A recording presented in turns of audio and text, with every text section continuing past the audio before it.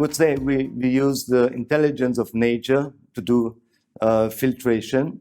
And yeah, so normal heat radiators that only had one function are now converted to a complete multifunctional device with our technology. You can not only filter pathogens out of the air stream and create more healthy air conditions within the room. All women and men who do vacuum cleaning will have to do that less. I mean, who really likes dust sweeping? That's one of the effects that's also going on all year long. Allergic people who will suffer less of pollen and also dust allergies.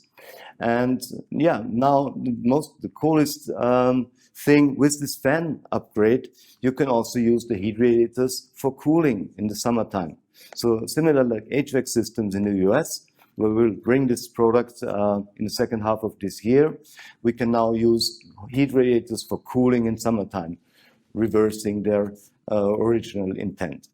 And so all of that was very positive. We hope that we create a good awareness also with politicians globally, and that they now start to accept our preventive air filter solution that is already around since 5 years.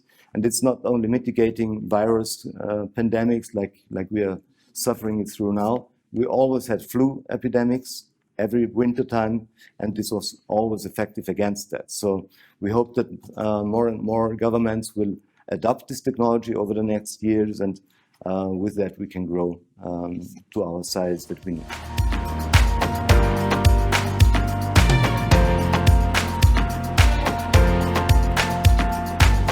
I told all to my colleagues that I wouldn't have done this test in Vienna in the wintertime because of the fine dust, the environmental fine dust that is out there.